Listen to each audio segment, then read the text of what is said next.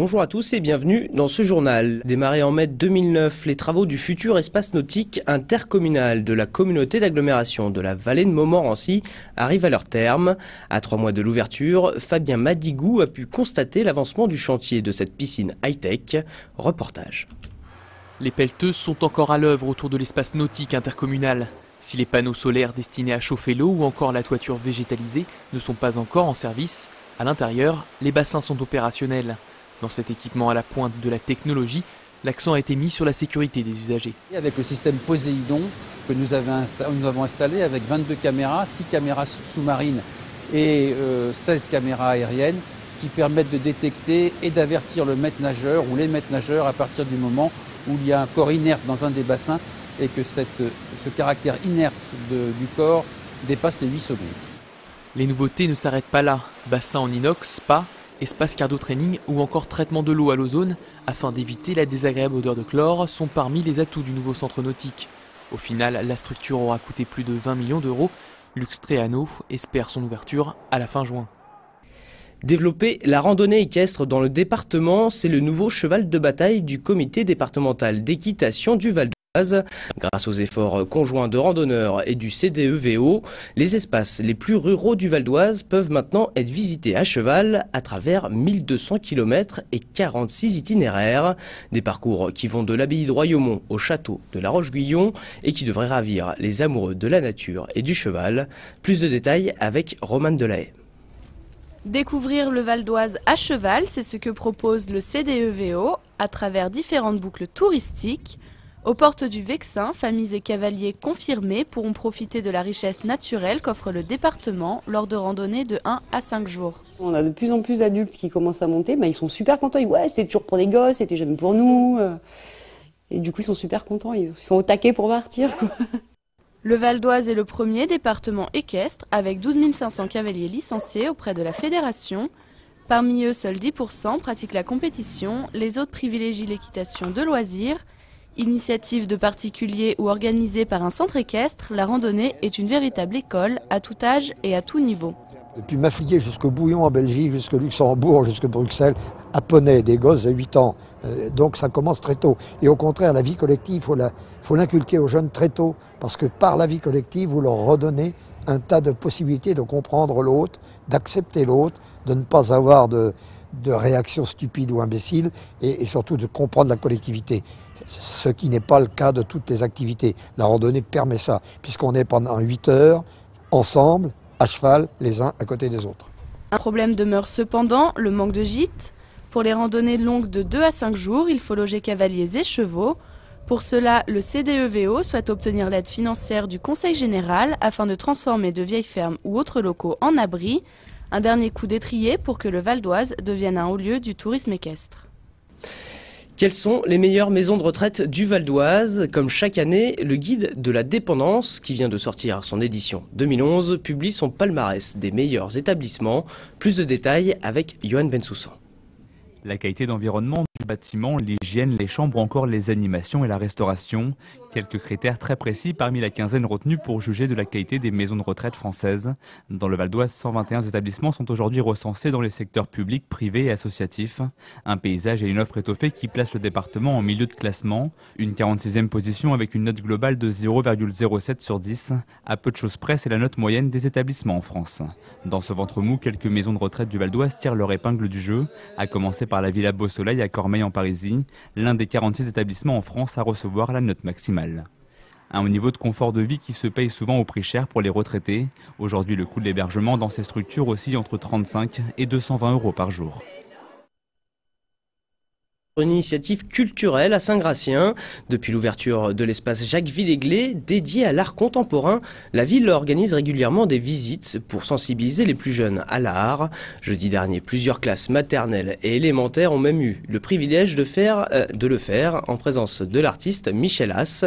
Mélanie Vassard a suivi cette rencontre. C'est toi qui t'as appris tout seul? Voilà, mais j'ai appris tout seul, pas tout seul. Tu apprends tout seul, mais avec les autres. Les autres, c'est les gens qui vont...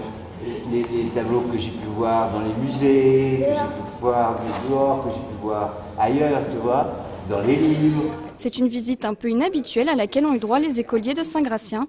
À l'occasion de son exposition Saute les murs, le peintre Michel As a participé à la visite des scolaires. C'est la première fois, depuis l'ouverture de ce centre d'art contemporain, qu'un artiste accepte de rencontrer les enfants.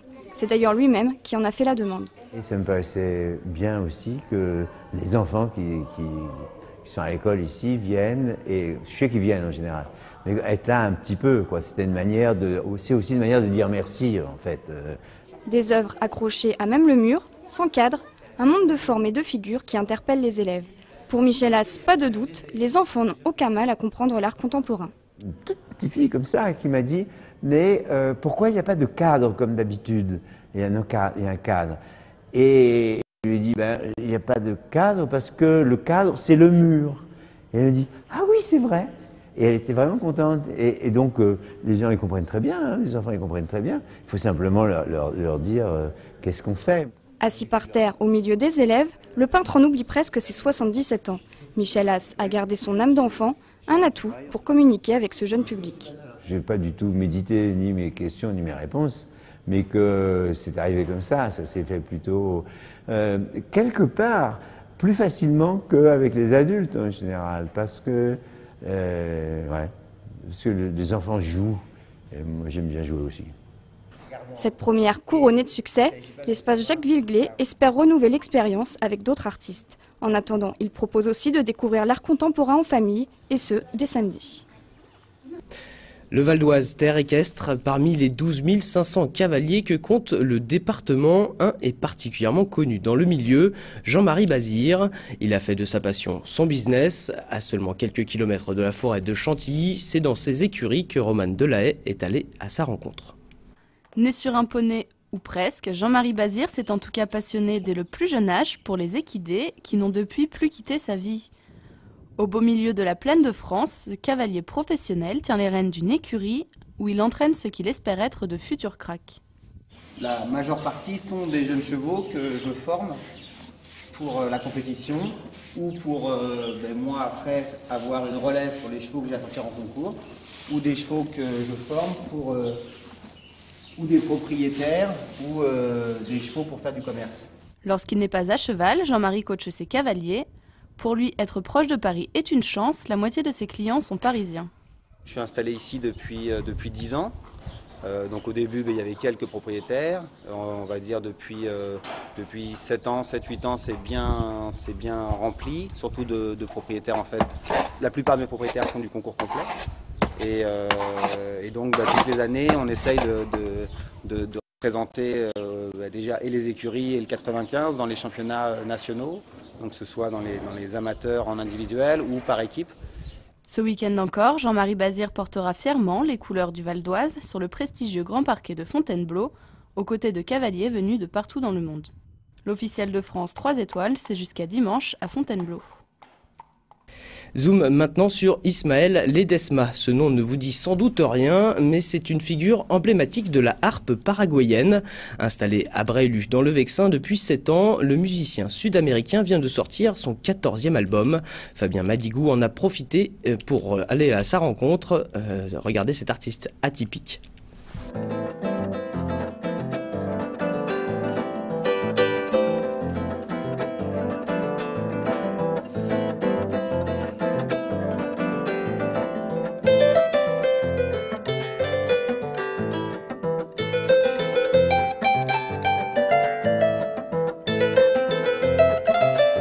On dit d'Ismaël Ledesma qu'il est né avec une harpe dans les mains et un ballon dans les pieds.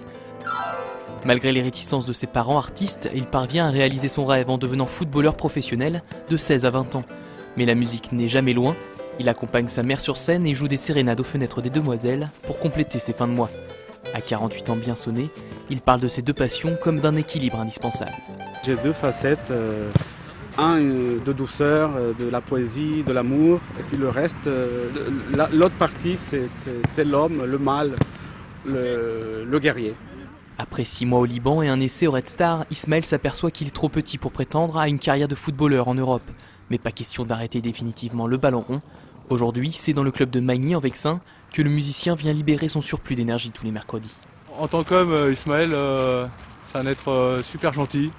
Toujours à l'écoute des copains, toujours toujours prêt à aider les copains. Bien souvent il était capitaine d'ailleurs parce qu'il aime ça, quoi. C'est un mordu de ballon. Et au niveau technique, Ismaël c'est un Sud-Américain, donc automatiquement il a un peu ça dans le sang, quoi. C'est de la fibre.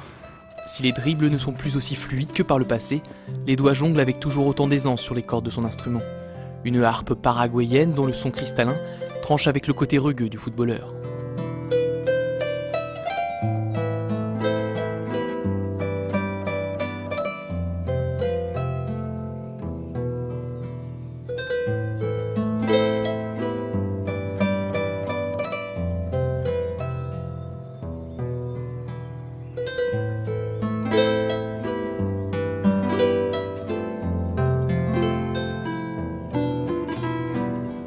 Arrivé en France en 1982, Ismaël Ledesma découvre la culture occidentale qui influencera à jamais son œuvre. J'ai commencé à jouer des musiques différentes, c'est-à-dire mes propres idées. Et chez nous, on n'avait pas l'habitude de ça, parce qu'avant, on composait des musiques à la gloire du président ou à la gloire du régime. Donc moi, je suis sorti de ça et je suis parti un peu ailleurs du folklore. Ismaël joue d'abord avec des musiciens latino-américains de la capitale avant de se lancer en solo. En 1998, l'harpiste virtuose croise la route de Johnny Clegg. Conquis, le Zoulou blanc lui propose de faire sa première partie durant sa tournée francophone. Ismaël collabora ensuite avec Hubert Félix Thieffen ou encore Paul Persson. Autant de rencontres et d'influences que l'on retrouve dans son 14e album, Paseo Imaginario. J'essaie d'innover, c'est un peu mon but de faire connaître ma harpe paraguayenne. Et je suis passé par plusieurs étapes, rock, jazz, folklore.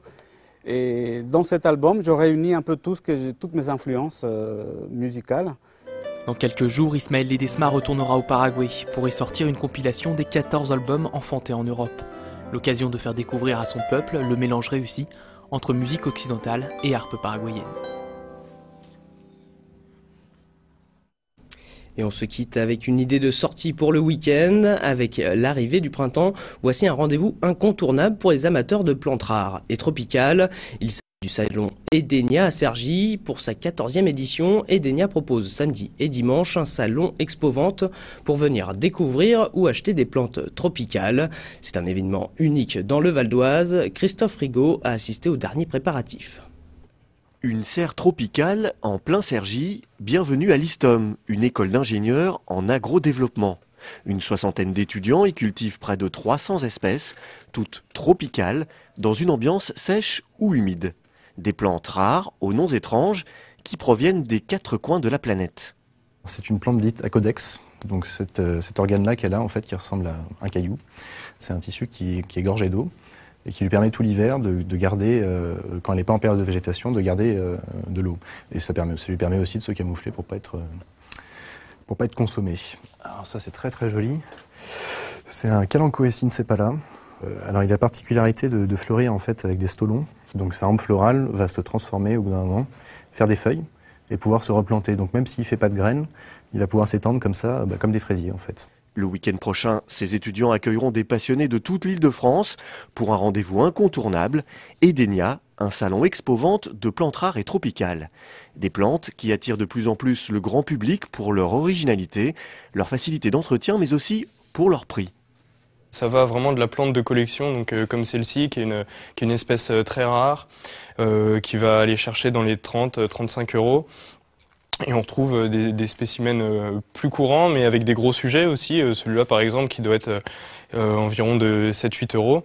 Et également beaucoup de nurseries, en fait, de vente de juvéniles, de petits sujets, qui sont en général des boutures ou des semis, et qu'on retrouve dans ces prix-là à partir de 2-3 euros. Donc il y en a vraiment pour toutes les bourses. Au salon Edenia ce week-end, une trentaine d'exposants viendront de toute l'Europe pour présenter leur collection, mais aussi vendre ou donner des conseils d'entretien. Rendez-vous donc à l'ISTOM les samedis 26 et dimanche 27 mars 2011. Voilà, ce journal se termine. Merci de l'avoir suivi. L'information continue sur vonews.fr. Bon week-end à tous et à dimanche soir donc pour la soirée électorale.